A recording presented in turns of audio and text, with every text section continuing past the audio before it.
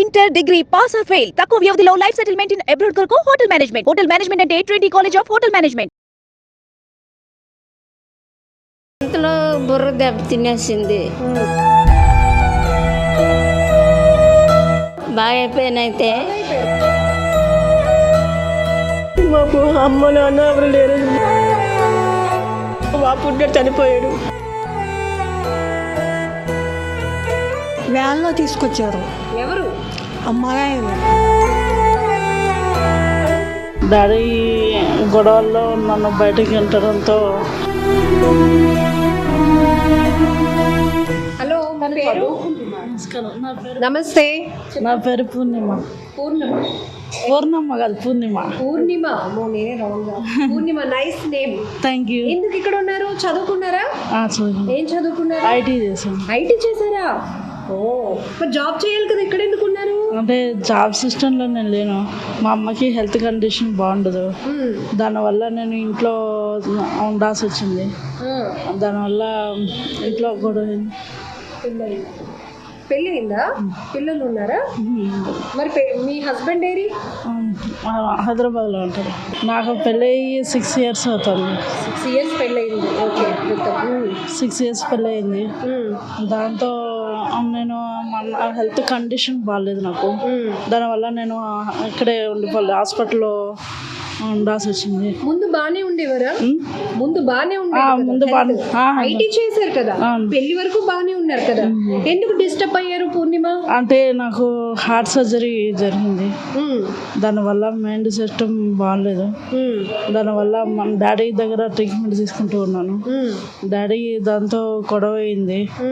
గొడవతో కొంతసేపు బయటకనే వచ్చాను, వాకింగ్ కన్నీ వచ్చాను. దాంతో రూట్ మర్చిపోయాను. వాకింగ్ కని వచ్చి రూట్ మర్చిపోయినాను. ఆ టెన్షన్లో ఏంటంటే నేను చాలా రూట్ ఎక్కువగా వచ్చేసాను. చాలా దూరం వచ్చేసాను. నడుచుకునే చాలా దూరం వచ్చేసాను. దాంతో నేను ఒక చోట కూర్చున్నాను. అక్కడ ఓపిక లేక అక్కడ దాంతో రోడ్డు మీద కొనుక్కోవడం మొదలైంది. ఆడ కొనుక్కునేసాను. అక్కడ ఉండే వాళ్ళు హెల్ప్ చేసి నన్ను ఇక్కడ తీసుకు. మరి టీనేజ్లో ఉన్న అమ్మాయివి చదువుకున్నారు, వాకింగ్ కని వచ్చి ఇంకేదో అప్సెట్ అయ్యి అలా దూరం నడుచుకొని వచ్చేసారు. మరి చీకటి అది అయినప్పుడు మీకేం భయం అనిపించలేదు? భయం అనిపించే ఒక చోట నిల్చున్నాను. ఆడ ఏం చేయాలో తెలియక అక్కడే కూర్చునేసాను. ఆ కాలనీ వాళ్ళు హెల్ప్ చేశారు. పోలీసు వాళ్ళు పిలిచారు. పోలీసు వాళ్ళు ఏం చేశారంటే ఇక్కడికి వచ్చి కూర్చోబెట్టారు. సరే అని నేను ఇక్కడ కొద్దిగా. ఏం చేస్తారు మీ హస్బెండ్?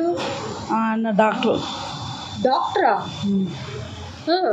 ఏ డాక్టరు? అంటే సర్జన్. మరి అంత మంచి సర్జనా వాళ్ళ హస్బెండ్? తిని చెప్తుంది అయితే నిజమే కదా. ఆయన చదివింది అదే, నాకు అందుకే షాక్ అవుతున్నాను. తను చదువుకుంది, కాన్షియస్లో చక్కగా మాట్లాడుతుందని. వాళ్ళ హస్బెండ్ డాక్టర్ అంటున్నారు. అంటే ఫస్ట్ డాక్టర్ చదివినాడు, కానీ యాక్టింగ్ చేస్తూ ఉంటారు. యాక్టింగ్? ఏం యాక్టింగ్? మూవీస్లో చేస్తుంటారు. మూవీస్లో చేస్తాడా? పేరు? మహేష్. ఏ మూవీస్లో చేస్తాడు తెలుసా నీకు? అది తెలీదా? మరి అంటే మా డాడీ వాళ్ళు చెప్పుకుంటుంటే విన్నాను. పెళ్ళైనప్పుడు లావణ్య నీకు మంచి భర్తను తీసుకొస్తున్నాము పెళ్ళికి, అంతేనా? అవన్నీ చెప్పినప్పుడు విన్నారు. ఓకే, మరి బాగా చూసుకునేవారా పెళ్ళైనప్పుడు మిమ్మల్ని? ఇప్పుడు కూడా ఉంటుంది. ఇప్పుడు కూడానా? కానీ దూరం నుంచి ఉంటుంది. అంటే వెతకలేదా మీకోసం? మరి నీ పెళ్ళయింది కదా, మీకోసం వెతకడం కానీ ఏం ఫోన్స్ రావడం అట్లా? అంటే ఆయనకి తెలుస్తుంది. డాడీకి ఫోన్ చేసి చెప్తారు. డాడీ నెంబర్ తెలుసా నీకు? తెలుసు. మాట్లాడుతుందండి ఫ్యామిలీ మెంబర్స్తో? నేను మాట్లాడలేదు. ఫోన్ చేశాను కానీ ఎత్తలేదు. ఎవరి నెంబర్ అది? Daddy number. చెప్పు ఒకసారి, నేను ట్రై చేస్తాను. 8500. ఒక్క నిమిషం ఆగు. 8500 000 000 898 000 898 8500 000 898. గోపాలకృష్ణ. ఇంటి పేరు ఏంటిరా? కేతరాజు. ఏం చేస్తూ ఉంటారు నాన్నగారు? నాన్న హైదరాబాద్లో బిజినెస్ చేసి ఇక్కడ సెటిల్ అయ్యారు. ఎక్కడ మీరు ఉండేది? ఎక్కడ? కుర్మానపాలెం, దువ్వాడ. దువ్వాడ కోరమనపాలెమా? మరి ఇప్పుడు ఇక్కడి నుంచి నిన్ను తీసుకెళ్తే ఇంటికి అడ్రస్ చెప్పగలుగుతావా? చెప్పగలుగుతా కానీ ప్రయోజనం ఉండదు అక్కడ, ఎందుకంటే అలౌడ్ చేసుకోడు. తీసుకోరు. నాన్న ఒప్పుకోరా? నాన్న ఒప్పుకోరు. ఎందుకు ఒప్పుకోరు? ఎందుకు కదా నువ్వు కావచ్చు, కానీ ఒప్పుకుంటారని నమ్మకం లేదు. ఎందుకంటే గొడవపడి మైండ్ సెట్తో వచ్చేసాను కదా, అందుకని ఇన్ని రోజులు చెప్పిన పెళ్ళే చేసుకున్నారు మీరు? నాన్న వాళ్ళు చెప్పింది ప్రేమ అలాంటివి ఏమి లేవు?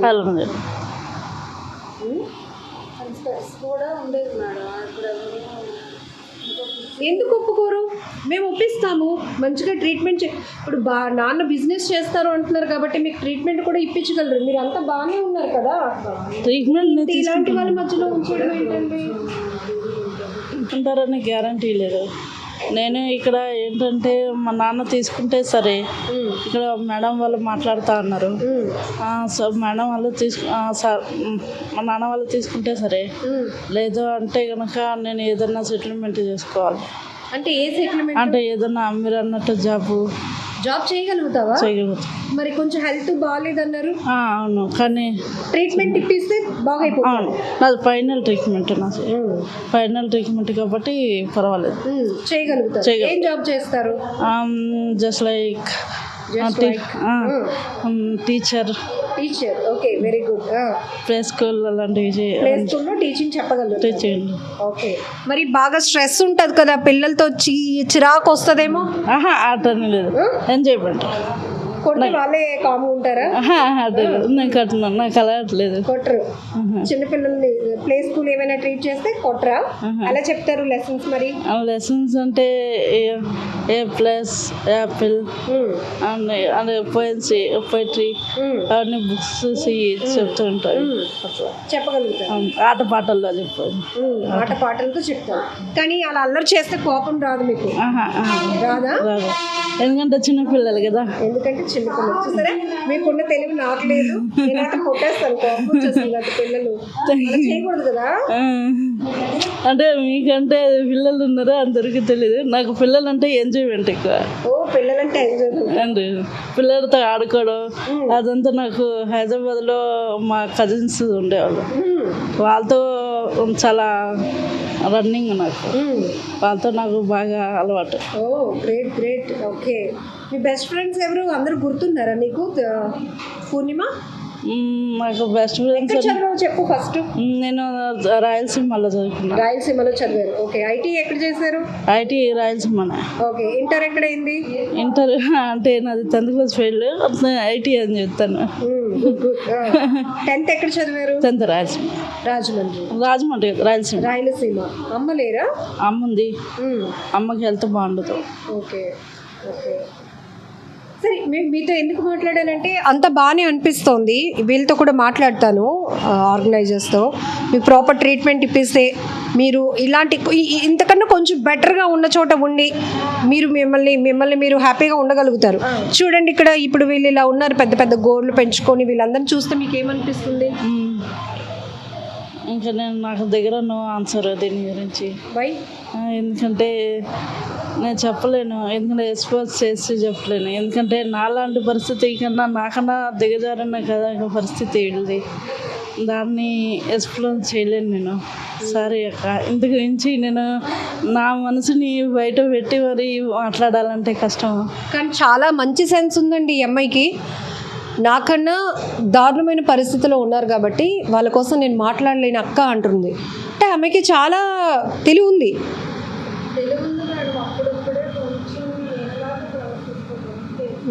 అన్నీ తెలుసు, చదువుకుంది చక్కగా, మాతో కూడా బాగానే మాట్లాడుతుంది, గసరకూడదు తనకి.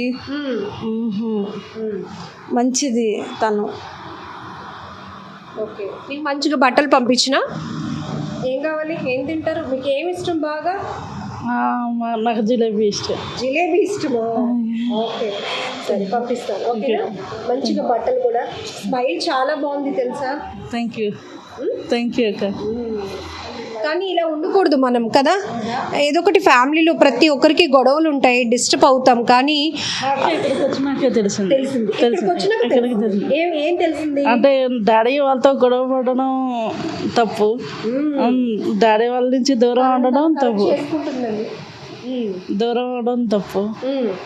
ఇప్పుడు డాడీ ఇచ్చిన పనిష్మెంట్తో నేను ఉండాలి అంటే ఉండగలుగుతా.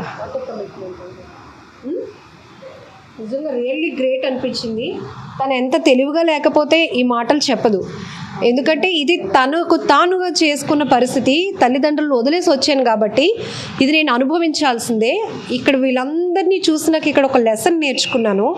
ఇది మన పరిస్థితి కాదు. అలాగే కోపం తగ్గించుకోవాలి. చిన్న చిన్న ఆటలకి అలిగి ఇంటి నుంచి బయటకు వచ్చేసి పేరెంట్స్కి దూరంగా ఉంటే మన మీద బాగా బతికేస్తాం అనుకుంటాం. ఎవరు చూడరు కదా, మన మీద చాలా రకరకాల దాడులు కూడా జరుగుతుంటాయి. అలాంటివి లేకుండా you are the luckiest person అని నేను అంటాను. ఇలా ఉన్న పరిస్థితుల్లో మిమ్మల్ని మీరు ఇక్కడ జాగ్రత్తగా మిమ్మల్ని చూసుకోవడానికి ఒక ఆశ్రమం దొరికింది. కానీ నేను కూడా వీళ్ళతో మాట్లాడతాను. ప్రాపర్ ట్రీట్మెంట్ కూడా మీకు అందేలాగా ఖచ్చితంగా ప్లాన్ చేద్దాం. ట్రై చేయనా మీ నాన్నగారి దగ్గరికి మిమ్మల్ని తీసుకెళ్ళటానికి? ఏం చెప్తారు డాడీకి? సారీ. ఏం చెప్తారు? సారీ, ఇంకా ఇంకెప్పుడు అటు చేయను, ఇంకెప్పుడు అటు చేయను. కానీ డాడీతో నేను ఫస్ట్ టైం గొడవ పడలేదు. ఇట్లాగే 2-3 సార్లు అయింది. కానీ తొందరగానే వచ్చేసేదాన్ని ఇంటికి. కానీ ఈసారే లేట్ అయింది. అలా వెళ్ళిపోకూడదు కదా పూర్ణిమ. డాడీ వాళ్ళు కూడా చాలా బాధపడి ఉంటారు కదా. తెలిసి వచ్చింది ఇప్పుడు. ఇంక ఇక్కడ ఒక్క కథ కాదండి, ఒక్కొక్కరిది ఒక్కొక్క స్టోరీ. తను ఇంతమందితో నేను మాట్లాడించినాక నన్ను పలకరించడానికి వచ్చి తను ఎవరు, తను ఏ పరిస్థితిలో ఇక్కడికి వచ్చింది, ఇప్పుడు ఎందుకు వెళ్ళిపోవాలి అనుకుంటుంది, ఇవన్నీ కూడా తను చెప్తోంది. ఖచ్చితంగా ఇలాంటి ఆశ్రమాల్లో వీళ్ళు ఉన్నారు అంటే ఏదో ఉన్నారు అని కాదు, వాళ్ళను వాళ్ళు కరెక్ట్ చేసుకునే ఒక గుణపాఠం, ఒక పాఠం ఇక్కడైతే కనపడుతుంది. దాంతో ఎక్కడ విచ్చలవిడిగా రోడ్డు మీద ఉంటే ఇంకా లైంగిక వేధింపులు ఇవన్నీ మనం రెగ్యులర్గా చూస్తూనే ఉన్నాం. ఎక్కడికక్కడే గంజాయి బ్యాచ్లు తిరుగుతూ ఉండటం, అమ్మాయిల్ని అక్రమ రవాణా చేస్తూ ఉండటం, అమ్మేయటం, వాళ్ళని చిత్రహింసలు పెట్టి రకరకాల పనులు చేయించడం, ఇవన్నీ మనం చూస్తూ ఉంటాం. కానీ అలాంటి పరిస్థితుల నుంచి వాళ్ళని తప్పించి రెస్క్యూ చేసి ఇక్కడ పెడుతున్నారు అంటే ఇప్పుడు ఆ నిర్వాహకురాలు జ్యోతి గారు చెప్పినట్టు కూడా చాలా నీడ్స్ ఉన్నాయి, మనం కూడా ప్రొవైడ్ చేయాలి. దీంట్లో ప్రభుత్వ సహాయం చాలా ఉంది. ఎందుకంటే ఎక్కడికక్కడే గంజాయి అరికడతాము, అక్రమ రవాణాను అరికడతాము అని చెప్పే బదులు ముందుగా ఆ పరిస్థితిలో ఉన్న వాళ్ళని ప్రొటెక్ట్ చేయగలిగితే, వీళ్ళకి కౌన్సిలింగ్ ఇవ్వగలిగితే ఇలాంటి పరిస్థితి పూర్తిగా సిస్టంలో ఒక బ్యూటిఫుల్ సక్సెస్ని తీసుకురావచ్చు, మంచి కరెక్షన్ కూడా చేయొచ్చు అని అయితే అనుకోవచ్చు. ఏయుటిడి ఆస్ట్రియా సెక్రటరీ శ్రీనివాస్ గారు మనతో పాటు ఉన్నారు. చాలా చాలా కథలు ఇక్కడ, చాలా చాలా కష్టాల్లో ఎక్కడెక్కడో నా అనే వాళ్ళు లేక ఉన్నా వదిలేసి ఉన్న వాళ్ళంతా కూడా రోడ్ల మీద భిక్షాటన చేస్తున్నారు. చాలా దయనీయమైన పరిస్థితులు. ఒక్కొక్కరైతే 10 రోజులు వారం రోజులుగా ఆహారం కూడా లేకుండా ఒంటి మీద బట్టలు కప్పుకోవడానికి కూడా లేని పరిస్థితులు కనిపిస్తూ ఉంటారు. ఇంకా చెప్పకూడదు, వాళ్ళ కాలకృత్యాలు కూడా పక్కనే ఉంటూ ఉంటాయి. కంప కొట్టే పరిస్థితిలో ఉన్న వాళ్ళందరినీ రెస్క్యూ చేసి ఈ ఆస్ట్రియాకి తీసుకొస్తూ ఉంటారు. అంతేకాదు ఇక్కడ ప్రాపర్గా వాళ్ళకి ట్రీట్మెంట్ ఇవ్వటం, వాళ్ళ పరిస్థితి ఏంటి, ఎక్కడి నుంచి వచ్చారు, వాళ్ళకి తెలియలేని భాష అయినా కూడా కమ్యూనికేట్ అయ్యి వాళ్ళ పరిస్థితులు ఏంటో తెలుసుకొని చక్కదిద్ది పంపించే ప్రయత్నాలు కూడా ఇక్కడ నుంచి జరుగుతూ ఉంటాయి. నిజానికి ఇది ఒక దేవాలయం అని అయితే నేను అంటాను. గతంలో కూడా మనకి వాసు గారు ఒక అడ్వకేట్ అనుకుంటా కదా, జడ్జ్, ఆమె కూడా ఒక మానసిక పరిస్థితిలో బాలేని పరిస్థితుల్లో ఇక్కడికి వస్తే మీరు ఆమెని రెస్క్యూ చేసి మళ్ళీ బాగు చేసి పంపించారు ఫ్యామిలీ మెంబర్స్కి. అలాంటి స్టోరీలు చాలానే ఉంటాయి ఇక్కడ. ఏంటండి అసలు ఇలాంటి పరిస్థితుల్లో ఒకవైపు గంజాయి, హ్యూమన్ ట్రాఫికింగ్, బెగ్గింగ్ మాఫియాస్, ఇవన్నీ నేపథ్యంలో వీళ్ళు ఎలా చూడొచ్చు? ముందుగా సుమన్ టీవీ ప్రేక్షకులందరికీ నమస్కారం. మేము సుమన్ టీవీ ద్వారా కొన్ని విషయాలు చెప్పాలనుకుంటున్నాం అధికారులకి, కొత్తగా వచ్చినటువంటి ప్రభుత్వానికి, మంత్రులకి, ముఖ్యంగా హోంమంత్రి గారికి. మా తాలూకు ఇదేంటంటే రోడ్ల మీద ఒక కాకి చనిపోతే 4 కాకులు వచ్చి అరిసి గోల్ చేస్తాయి. అదే ఒక మనిషి రోడ్డు మీద పడి ఉంటే పట్టించుకునే యంత్రాంగం ఉండేది కాదు. ఎప్పుడైతే గ్రేటర్ విశాఖపట్నం మున్సిపల్ కార్పొరేషన్ సహకారంతో మేము ఈ షెల్టర్లు పెట్టగలిగామో కొన్ని వేల మందికి ఈరోజు మేము పునరావాసం కల్పించగలుగుతున్నాం. మీరు చూస్తున్నారు, బెగ్గింగ్ మాఫియాలు ఉన్నాయి, అలాగే మానవ అక్రమ రవాణా జరుగుతుంది, అలాగే ఇంకో పక్కేమో గంజాయి చాలా విచ్చలవిడిగా బయట దొరుకుతుంది. ఇలాంటి సందర్భాల్లో ఈ క్రైమ్ రేట్ పెరిగిపోకుండా మేము జీవీఎంసీ షెల్టర్ల ద్వారా మా ఏవిటిడి 3 పూట్ల రెస్క్యూ ఆపరేషన్స్ చేయడము అందరినీ మేము గుర్తిస్తున్నాం. ఎందుకంటే రకరకాల మనుషులు ఉంటారు. ఇందులో ప్రధానంగా చూస్తే మతిస్థిమితం కోల్పోయిన వాళ్ళు ఉన్నారు. వాళ్ళందరినీ కూడా మేము మెంటల్ హాస్పిటల్లో జాయిన్ చేసి రికవర్ అయిన వాళ్ళందరినీ కూడా వాళ్ళ కుటుంబాలకు అప్పచెప్పేస్తున్నాం. ఇంకోటి చాలామంది 70% వ్యక్తులందరూ కూడా ఫ్యామిలీ నెగ్లెక్టెడ్, రకరకాల ఆస్తి తగాదాలు, కుటుంబ తగాదాల వల్ల పిల్లలు లేకపోతే భార్య చనిపోయి, భర్త చనిపోయి, ఒంటరి మహిళలు, ఇలాంటి ఇంకోటి గృహహింస వల్ల కూడా చాలామంది రోడ్డు పాలు అవుతున్నారు. ప్రతి ఒక్కరిది ఒక్కొక్క రకమైన సమస్య. మేమేం చేస్తున్నామంటే ఇది అందరూ నైట్ షెల్టర్ అంటారు. ఇది నైట్ షెల్టర్ కాదు, ఇది day and night homeless shelter. అంటే ఒక జనతా గ్యారేజ్ లాగా ప్రతి ఒక్కరి సమస్య మేము వాళ్ళు రెస్క్యూ చేసిన వాళ్ళు ప్రతి ఒక్కరి సమస్య తెలుసుకొని ఆ సమస్య పరిష్కారం చేసే ప్రయత్నంలో వాళ్ళ కుటుంబ సభ్యుల వివరాలు తెలుసుకొని వాళ్ళందరినీ కూడా ప్రాపర్గా మేము పునరావాసం కల్పిస్తున్నాం. ఈవేళ మా దగ్గర ఉన్నటువంటి 5,660 మందిని మా రికార్డ్స్లో ఇప్పటివరకు మేము రెస్క్యూ చేసిన వాళ్ళందరూ ఉన్నారు. వీళ్ళందరికీ కూడా ప్రాపర్గా పునరావాసం కల్పించాము. 99% సక్సెస్ రేట్తో ఈ షెల్టర్ అనేది నడుపుతున్నాం. మీరు చెప్పారు రకరకాల కుటుంబ సమస్యల వల్ల వీళ్ళు మానసికంగా అనారోగ్యానికి గురయ్యి, లేకపోతే స్ట్రెస్ కావచ్చు, లేకపోతే కుటుంబ సభ్యులకి దూరంగా వెళ్ళిపోవాలన్న ఆలోచన కావచ్చు, ఎక్కడెక్కడి నుంచో వచ్చేస్తూ ఉంటారు. ఎక్కువ శాతం ఎవరండి ఈ పరిస్థితులకి ఎఫెక్ట్ అవుతున్నారు? ఏ ఏజ్ గ్రూప్ వాళ్ళు? అంటే ఇక్కడ మనకి అన్ని రకాల ఏజ్ గ్రూప్ వాళ్ళు కూడా ఇక్కడ ఉన్నారు. ఫర్ ఎగ్జాంపుల్ చాలామంది అడల్ట్స్ అండ్ గర్ల్స్ ఇవాళ మనకి చుట్టుపక్కల జిల్లాల నుంచి ఇవాళ ప్రేమ వ్యవహారాల పేరుతోటి వాళ్ళు మోసపోయి ఇవాళ నగరాలకు వస్తున్నారు. ఇవాళ మేము అదే హోమ్ మినిస్టర్ గారి దృష్టికి చాలా విషయాలు తీసుకెళ్లాలనుకుంటున్నాము. కొన్ని మాఫియాలు తయారయ్యాయి ఈ ప్రశాంత నగరంలో. ఇవాళ కళ్ళుపాకలు మీ అందరికీ తెలుసు. కళ్ళుపాకల్లో వాళ్ళు అక్కడ నిర్బంధించి రకరకాల మాధ్యమాల ద్వారా వాళ్ళందరినీ కూడా అక్కడ వాళ్ళు బలవంతంగా వాళ్ళని ప్రాస్టిట్యూషన్లోకి దించారు. అలాగే మనకి యలమంచిలో కూడా ఒక మాఫియా ఉంది. వీళ్ళందరూ కలిసి ఇలాంటి ఈ అడల్ట్స్ అండ్ గర్ల్స్ని వాళ్ళు పట్టుకుంటున్నారు. వాళ్ళని బలవంతంగా తీసుకొచ్చి ఈ ఊపులోకి దించుతున్నారు. ఇంత పోలీసు యంత్రాంగం, అధికార యంత్రాంగం, ఇలాంటి షెల్టర్స్ నిర్వాహకులు ఒక టీమ్ కోఆర్డినేట్గా చేస్తున్నా కూడా ఈ మాఫియాల్ని, ముఠాల్ని ఎందుకు కంట్రోల్ చేయలేకపోతున్నారు? అంటే ఈ వ్యవస్థ కన్నా ఆ వ్యవస్థ బలంగా ఉందా? అంటే ఇక్కడ ఒకటి జరుగుతుందండి. ఇది చాలా వరకు మనం చేస్తున్న ప్రయత్నాలు అనేది సరిపోవటం లేదు. ఎందుకంటే పోలీసు వాళ్ళకి మేము ఈ కొంతమంది పోలీసులతోటి మేము రెగ్యులర్గా రెస్క్యూ ఆపరేషన్ చేస్తున్నాం. అదేంటంటే మనకి చాలా ఇంకా భారీ స్థాయిలో కొద్దిగా షెల్టర్ల సంఖ్య పెంచాలి. అలాగే కొన్ని పోలీసులు కూడా చాలా చర్యలు తీసుకోవాలి. ఎందుకంటే వ్యవస్థీకృతం అయిపోయింది నేరం అనేది. వాళ్ళు ఏం చేశారు, మేము పట్టుకున్నాము అశ్విని అనే అమ్మాయిని వాళ్ళు బంధించి ఇలా చేస్తే మేము పట్టుకున్నాం, వాళ్ళ మీద పోక్సో యాక్ట్ కింద కేసులు పెట్టారు. వాళ్ళు ఏం చేశారు, చట్టంలో ఉన్నటువంటి లూపోల్స్ తీసుకొని వాళ్ళు బెయిల్ తీసుకొని బయటకు వచ్చి మళ్ళీ తిరుగుతున్నారు. వాళ్ళు అంటే అశ్విని అని ఒక అమ్మాయి, శ్రీకాకుళం అమ్మాయి, ఆ అమ్మాయిని అలాగే ప్రేమ పేరుతో మోసపోయింది. అమ్మాయిని తీసుకొచ్చి ఈ కళ్ళుపాకల ఏరియాలో పెట్టారు. ఆమె చేత గొలుసులతో బంధించేసి ఆమెను బలవంతంగా ఆమెని ఈ పడుపు వృత్తిలో దించారు. ఆ అమ్మాయి చాలా సంవత్సరాలు నరకం అనిపించింది. ఆ అమ్మాయిని మేము ఇక్కడ సెంట్రల్ పార్క్ దగ్గర రెస్క్యూ చేసాము. ఆ అమ్మాయి చాలా విషయాలు చెప్పేసరికి మాకు ఆశ్చర్యం అనిపించింది. వైజాగ్లో ఇంత దారుణమైనటువంటి ప్రాస్టిట్యూషన్ జరుగుతుందా అనేది. దీని అందరికీ కూడా మూలాలు అనేది మనకి మిగతా చుట్టుపక్కల ప్రాంతాలతో ముడిపడి ఉన్నాయి. వీళ్ళని తీసుకొచ్చి ప్రాస్టిట్యూషన్ చేయించి 30,000కి 40,000కి బయట అమ్మేస్తున్నారు, వేరే ముఠాలకు అమ్మేస్తున్నారు. ఇలాంటివన్నీ కూడా ఈ ట్రాఫికింగ్ కేసులన్నింటినీ కూడా మేము చూసాం. దీన్నే మేము కలెక్టర్ గారికి రిపోర్ట్ చేసాం. దీని మీద అంటే మనకి పవన్ కళ్యాణ్ గారు చెప్పినట్టుగా కింద స్థాయిలో ఇవన్నీ కూడా చాలా గట్టిగా జరుగుతున్నాయి. దీన్ని నియంత్రించడానికి దీని మీద మనం ఖచ్చితంగా రివ్యూ చేయాలి. మీరు అన్నారు మంచి మాట. పవన్ కళ్యాణ్ గారు పదే నాకు ఇంటెలిజెన్స్లో ఒక రిపోర్ట్ కూడా ఉంది ఒక అధికారి నుంచి. 30,000 మంది మహిళలు మిస్ అయిపోయిన పరిస్థితి, ఇవన్నీ కూడా చెప్పారు. ఈ స్టేట్మెంట్స్ నెంబరింగ్ అవునో కాదో మనకి తెలియనప్పటికీ కూడా ఇది ఖచ్చితంగా జరుగుతుంది. గంజాయి మాఫియా, డ్రగ్స్ మాఫియా ఎట్లా పేటరేగిపోతుందో హ్యూమన్ ట్రాఫికింగ్ కూడా అదే స్థాయిలో ఉంది. ఇది కానీ ఇలా వదిలేస్తే ఇప్పటికే విశాఖ సిటీ కల్చర్ అనేది చాలా మారిపోయిన పరిస్థితులు. ఏమనిపిస్తూ ఉంటుంది మీ ఎగ్జామినేషన్లో మీరు గమనించిన అంశాలు? అంటే మేము ఏదైతే మా దృష్టికి ఎలాంటి కేసులు వచ్చాయో మాకు ఇక్కడ వైజాగ్లో మా అదృష్టం ఏంటంటే మాకు ఏ శర్మ గారు ఉన్నారు, ఆయన దృష్టికి తీసుకెళ్ళాం. ఈ రకంగా రకంగా చాలా వ్యవస్థీకృతంగా ఇలాంటివన్నీ కూడా మాఫియాలు బలంగా తయారయ్యాయి. చాలామంది ఉపాధి లేక పేదరికం వల్ల ఇలాంటి మధ్యదారి వ్యవస్థ ద్వారా మోసపోయి ఇటు మనకి ఇంకా ఇక్కడ కొద్దిగా ఈ మధ్యనే ప్రారంభమైంది. కానీ కదిరి లాంటి ప్రాంతాల్లో అయితే చాలామంది మహిళలు ఈ పడుపు వృత్తిలో దించబడి రెడ్ లైట్ ఏరియాల్లో బాంబే కానీ ఇలాంటి ప్రాంతాల్లో రెడ్ లైట్ ఏరియాలో అమ్మేయబడుతున్నారు. ఇది ఎందుకంటే ఒకటి పేదరికము, వాళ్ళకి ఉపాధి అవకాశాలు లేకపోవడము, ఇలాగ మధ్య దళారీ చేతుల్లో కొన్ని సంస్థలు తయారైనాయి. ఈ మధ్య దళారీ వ్యవస్థలు అనేది తయారయ్యి వీళ్ళందరినీ కూడా బలవంతంగా బయట ప్రాంతాల్లో అమ్మేస్తున్నారు. కోఆర్డినేటింగ్ తో పనిచేసే వాళ్ళు ఎవరు అంటారు జనరల్గా?